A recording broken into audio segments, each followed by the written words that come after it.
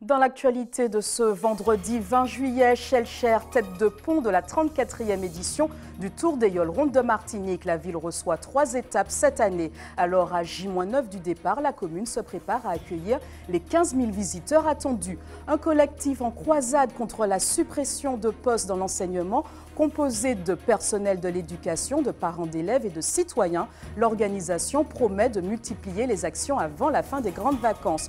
Le musée du Père Pinchon, enfin ouvert au public, 460 mètres carrés entièrement dédiés à la biodiversité que vous pourrez découvrir gratuitement pendant toutes les vacances. Et puis, pour les mélomanes, une pointure internationale à l'affiche de la 8e édition du Jazz Night. Demain soir, Ron Carter va enflammer les jardins du Parc Aimé-Césaire pour une soirée en plein air. Voilà pour les titres. Vous pouvez suivre ce journal en direct sur la page Facebook d'ATV. Madame, Monsieur, bonsoir.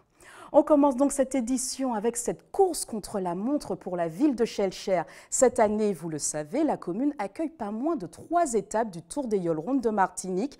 La municipalité et commerçants sont sur le pied de guerre. Reportage de Johan Boulard. D'ici une semaine, ce plan d'eau plutôt calme devrait ressembler à ça.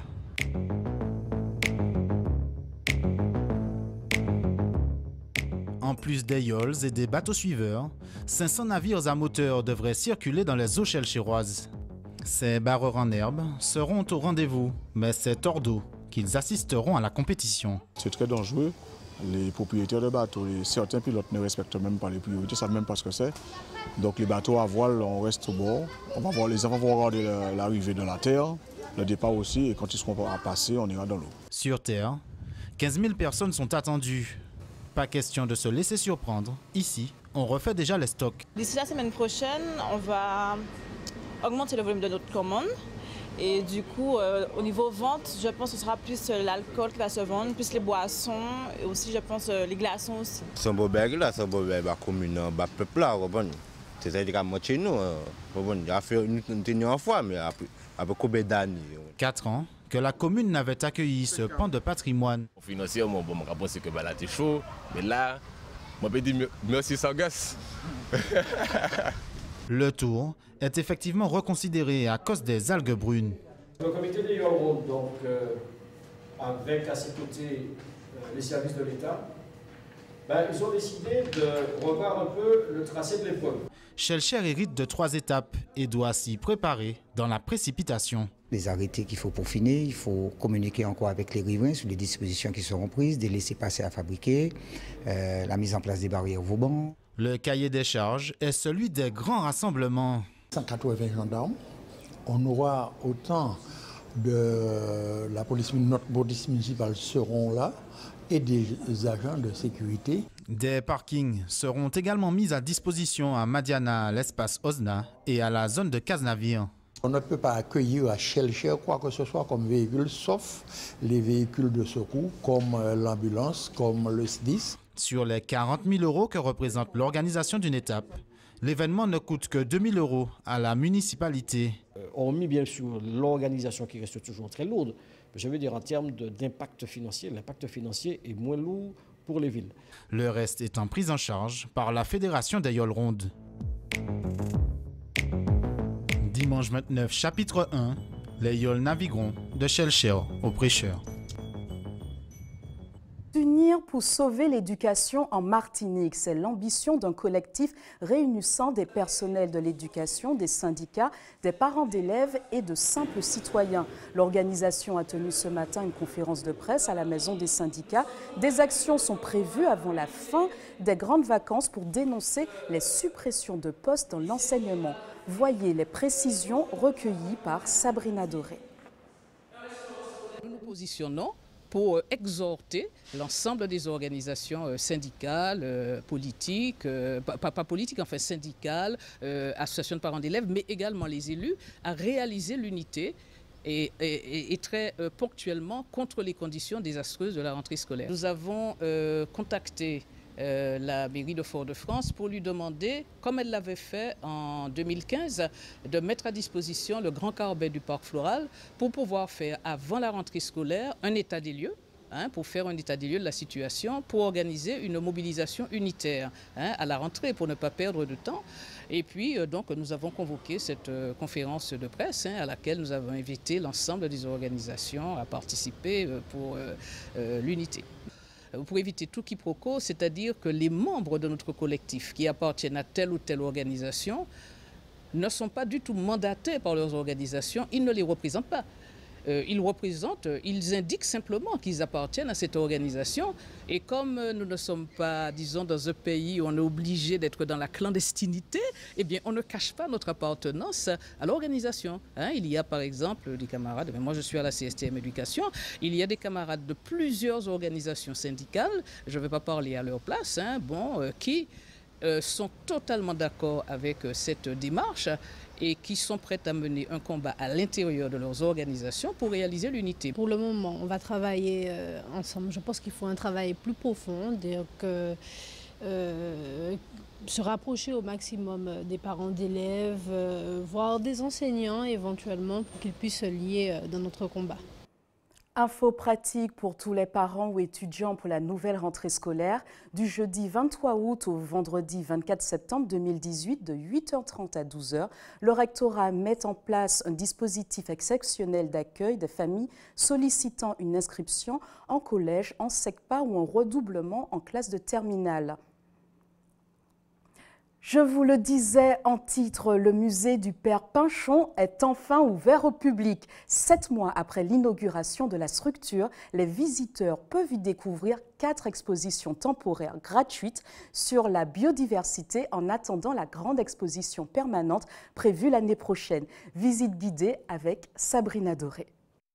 Les portes sont ouvertes depuis hier. Les visiteurs peuvent enfin découvrir le musée du Père Pinchon. Inauguré en décembre dernier, la bâtisse abrite des années de travail du passionné de la biodiversité des Antilles, des pièces qu'il a fallu restaurer et protéger avant de les présenter au public. C'est fastidieux pour plusieurs raisons. D'une part, de l'inventaire, parce qu'il faut identifier ces spécimens. Là, j'ai répertorié 10 000 spécimens. Donc, bien sûr, il y en a qui sont identiques. Justement, il faut les rassembler, les classer. Et le grand travail, c'est surtout la restauration. C'est-à-dire le nettoyage, enlever les croûtes qu'il pouvait y avoir, parce que certains mollusques n'avaient pas été nettoyés, on les trouvait bruts. Donc, si on le trouve brut, on ne peut pas le présenter au public parce qu'on n'arrive pas à le reconnaître. Donc il y a ce travail-là qui est vraiment très important. Un travail qui n'est pas encore terminé. Pour l'heure, les expositions présentées ne sont que temporaires. 4 grandes thématiques, la mer, les petites bêtes du jardin créole, le jardin écologique ou encore les planches d'herbier. Nous avons voulu mettre en valeur ces collections et donc nous avons des vitrines dans notre salle d'exposition temporaire où on peut voir les animaux par milieu. Voilà, donc il y a grosso modo 4 grosses vitrines avec donc les animaux par milieu, plus à côté le milieu marais. Les pièces présentées dans ce musée sont rares et fragiles. D'autres de la collection du Père Pinchon devraient être rajoutées d'ici l'année prochaine en exposition permanente. Un programme muséographique a été présenté aujourd'hui aux agents et élus de la CTM. Il faudra mettre en place des dispositifs particuliers en ce qui concerne l'éclairage ou encore la climatisation. Vous savez, parfois il faut prendre le temps simplement, le temps d'être complet au point de vue technique, le temps d'être complet au point de vue financier et le temps d'être complet au point de vue humain, ressources humaines. Donc nous avons pris le temps, mais maintenant le musée est ouvert au public et nous souhaitons que les Martiniquais tirent le plus grand profit. Nous sommes toujours dans nos orientations culturelles, permettre une avancée de la conscience martiniquaise. Le musée est ouvert du lundi au samedi. L'affluence est encore timide, mais il faut savoir que l'accès à cette collection exceptionnelle est gratuit jusqu'à nouvel ordre. Demain soir, le jazz s'invite au Festival de Fort-de-France. Place à la Jazz Night dans les jardins du parc culturel Aimé Césaire. Au menu, musique et découvertes culinaires. Comme chaque année, des têtes d'affiche assureront le show. Parmi eux, Marion Canonge et le monstre sacré Ron Carter. Deux pointures qui se réjouissent déjà de participer à cette soirée originale. Leur réaction recueillie par Johan Boulard. Je vais présenter un projet qui est un nouveau projet en avant-première, puisque ça s'appelle Zouk Out. Je suis allé en fait puiser dans les rythmes populaires de la Martinique pour essayer d'en faire quelque chose de nouveau. J'aime ce travail-là, j'aime ce travail de recherche. Je sais que la base rythmique de nos musiques qui vient à l'origine du tambour, ça évolue. Ça a évolué le belay, la biguine, le zouk. Pour moi, ce qui compte dans la musique, c'est qu'il y ait une interaction entre les musiciens. Ça veut dire qu'il y a quelque chose de base, il y a un thème, il y a quelque chose, et puis après, c'est qu'est-ce qu'on en fait? C'est l'improvisation, c'est comment on communique, d'abord entre nous et avec les gens.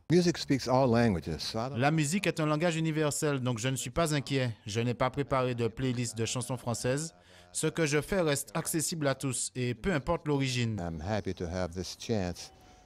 Je suis content de pouvoir revoir des amis et pas seulement de passer dire bonjour ou de manger avec eux, mais vraiment de partager ma musique. Je suis désolé d'être resté aussi longtemps sans venir ici. Je vous remercie pour cette invitation qui me permet d'être là. J'espère que ma musique demain soir vous donnera envie de m'inviter à nouveau, que je puisse continuer à profiter de votre compagnie. Ma musique sera ma manière de vous dire merci. Le Baka Festival est de retour pour une 5e édition les 11 et 12 août à la Pointe-Fola au Vauclin. Un rendez-vous qui promet de vous faire vivre le meilleur de la musique caribéenne et de l'afrobeat les pieds dans le sable. Bonsoir Pierre-François Louison. René Pierre, bonsoir Céline. René Pierre, excusez-moi. Il n'y a pas de problème. Donc vous êtes membre du collectif du Baka Festival. Oui. Pardon. Donc le Baka Festival, un nom qui peut surprendre. Est-ce que vous pouvez rapidement m'expliquer l'origine déjà, pourquoi ce nom et puis l'origine du festival? Il n'y a aucun problème et justement ce nom Baka vient de l'événement qui a débuté il y a 5 années, la Bacchanale. Et Bacchanale, en fait, c'était un terme utilisé par les festivités caribéennes, donc avec plein de sonorités caribéennes. Et ces sonorités, on a voulu aussi en faire profiter la Martinique. Et donc, on s'est appelé Bacchanale. Et puis ensuite, le public martiniquais, et puis notre public en général international, nous a porté jusqu'à ce qu'on devienne le Baka Festival. Alors, je vous propose de nous replonger dans cette ambiance en regardant un petit extrait.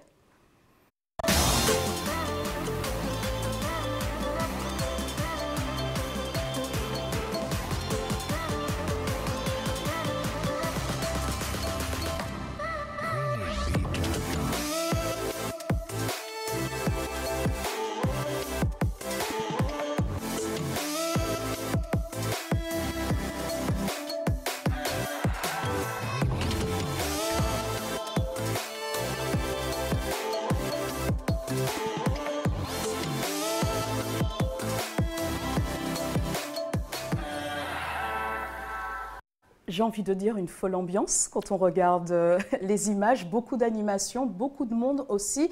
En fait, cette période des grandes vacances, c'est aussi la période de beaucoup de rendez-vous musicaux. Qu'est-ce qui fait la particularité de votre festival? La particularité de notre festival, c'est qu'on essaye toujours d'amener plus de sonorités en Martinique. Mais je crois que c'est un honneur et un bonheur qu'il y ait autant de festivals pendant ces grandes vacances parce que je ne m'ennuie pas. Vous êtes un peu jeune, je trouve, enfin je parle de tout le collectif. Comment, quand on a en tout cas l'impression que vous n'avez pas tant d'expérience que ça, comment vous arrivez à organiser tout ça, à trouver vos artistes? Comment ça s'organise? Alors, on est jeune, mais la motivation n'a pas d'âge. Quand on est motivé, quel que soit notre âge, on a des objectifs et on essaye de les atteindre.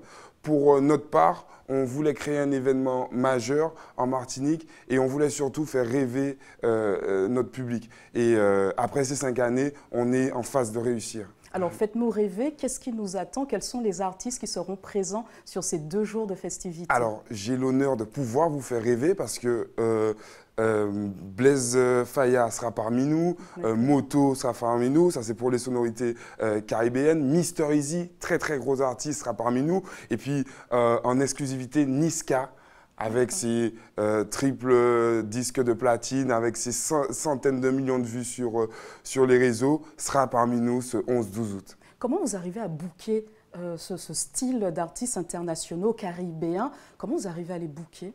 Alors, la Martinique est une destination en elle-même très attractive parce qu'il y fait bon vivre. Et puis, quand on va voir les artistes et qu'on leur propose un événement majeur, puisqu'il y aura quand même 8000 personnes attendues, donc c'est quelque chose d'important,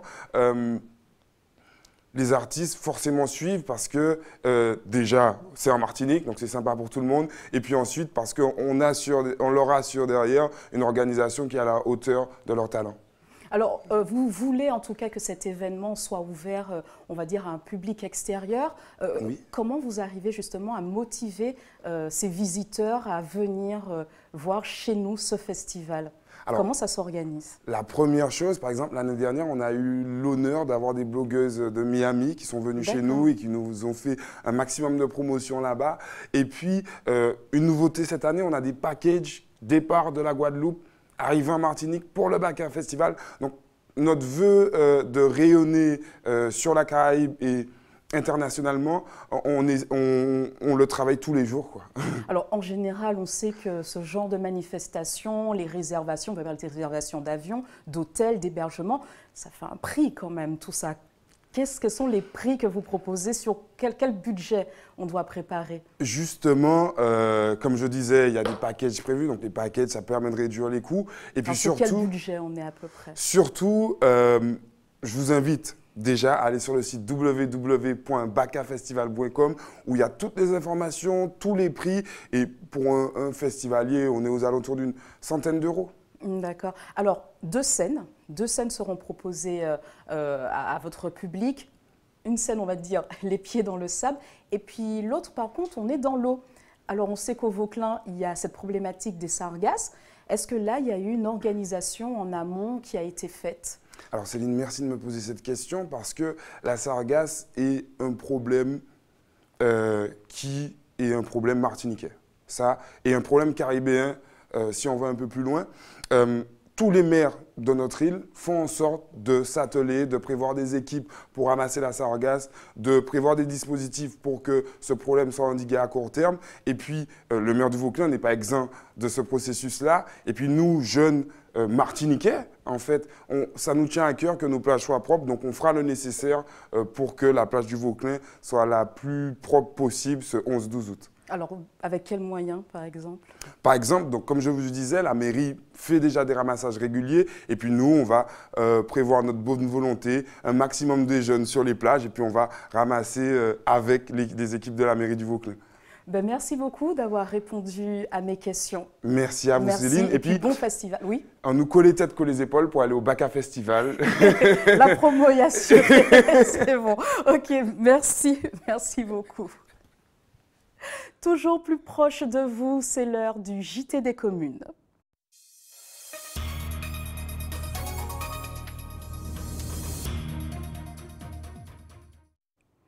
Ce soir, je vous propose de retourner chez Véronique Lapu avec Hubert Bornil. Cette assistante familiale accueille chez elle des personnes âgées, une alternative pour certains aux maisons de retraite ou aux EHPAD. C'est le meilleur du JT des communes et c'est tout de suite au Lamentin. C'est véritablement une sorte d'alternative à l'EHPAD. Alors, les familles ont le choix maintenant entre garder leurs parents à la maison ou la maison d'accueil qui leur réserve une sorte d'accueil véritablement familial. Nous nous trouvons au domicile de Madame Lapu. Une maison somme toute ordinaire, mais en fait, il s'agit d'une structure familiale d'accueil pour personnes âgées. Ce qui est intéressant, c'est le fait que comme on est à la maison, ça veut dire qu'on a les gens chez nous, et puis on est avec eux, on sort, on s'organise aussi avec eux. Le quotidien de la maîtresse de maison est ponctué par l'encadrement de résidents de jour comme de nuit. Tu as terminé? Ouais. Non, tu n'as pas terminé. Tu as terminé, mais tu n'as pas mangé. Quand ils sont en difficulté, il faut être là, à leur écoute, il faut être patient.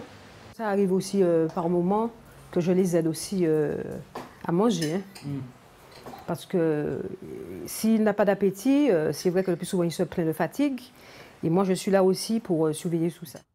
Véronique Lapuy est ce qu'on appelle une auxiliaire familiale. Après avoir exercé plusieurs professions, elle a décidé un jour de prendre en charge des personnes âgées, un vrai métier à temps complet. J'ai passé ma formation d'aide-soignante. Et c'est depuis, quand je suis rentrée dans ce domaine, je me suis dit, tiens, pourquoi pas éventuellement s'occuper des gens, mais à mon domicile. Et c'est ce qui a fait, si ça s'est déclenché d'un coup, j'ai fait tout ce qu'il fallait pour avoir l'agrément. Et puis là, je m'y plais. Et toi, André? Oui. Alors, et toi, tu t'y plais? Oui, je n'ai rien à rajouter ici. On dirait que c'est ma vie. L'hôpital, c'est la vie. Parce que moi, c'est que l'hôpital. Mais c'est pas un hôpital. Mais c'est pas un hôpital, hein? Non, mais ça présente, c'est un lieu de soins.